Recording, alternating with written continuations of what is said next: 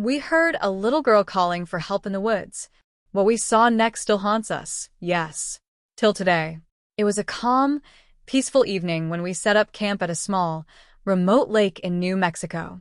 My husband and I, along with his family, were enjoying the solitude of the place. There were about 10 people in our group, and another smaller group of 6 was camping at a nearby site not too far from us. The night was perfect for camping: cool air, clear skies, and the smell of pine trees surrounding us. We were sitting around the campfire, roasting marshmallows, making s'mores, having a few drinks, and telling stories, the usual fun of a camping trip. But then we all heard it. At first, it was distant, but as the sound grew clearer, it was unmistakable. A little girl's voice, crying out for help. It wasn't loud, but it was unmistakably a child, pleading for assistance in a way that seemed both desperate and eerie. The strangest thing? None of us had any children with us, and there was no one else around for miles. At first, we all thought maybe it was just our imagination, or perhaps someone from the other campsite was playing a joke. But after a few moments of listening, it became impossible to ignore. The voice was real. It wasn't just a faint cry either. It sounded like a child in immediate danger, calling for help in the middle of the night. It sent a chill down our spines, and we looked at each other, wide-eyed. We were all certain we had heard it.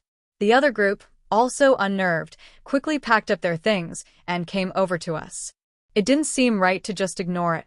So we all decided to investigate, thinking maybe we'd find someone in need or a lost child.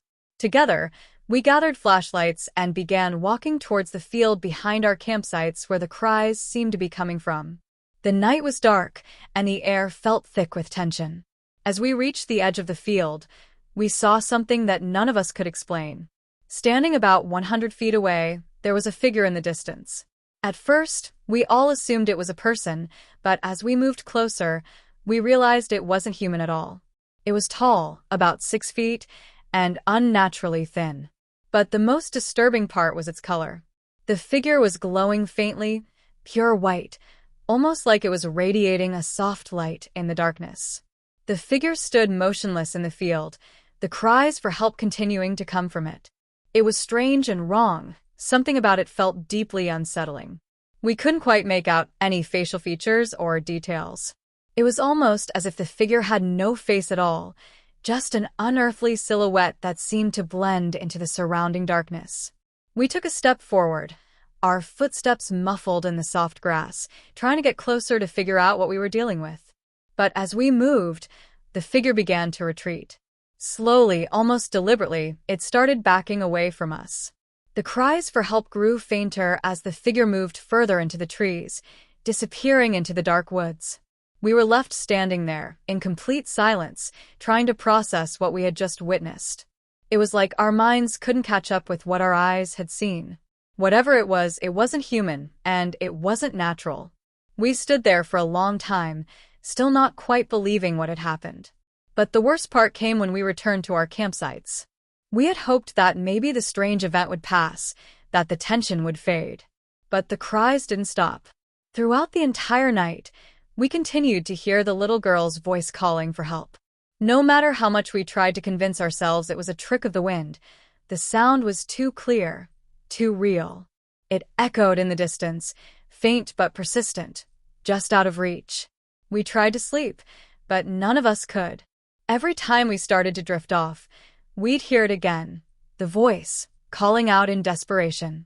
The whole campsite was on edge. It felt like something was watching us, like the strange figure was still out there, just beyond our sight. By morning, the cries had stopped, but none of us could shake the feeling that something had happened that night, something we couldn't explain, something that wasn't supposed to be in the world of the living. We didn't talk much after that. We packed up our things quickly and left the campsite. To this day, I can't forget what we saw, or the sound of that little girl's voice. I still don't know what it was or why it happened, but I know this much. It wasn't a coincidence. There's something about that place that I can't explain. It still haunts me, even now.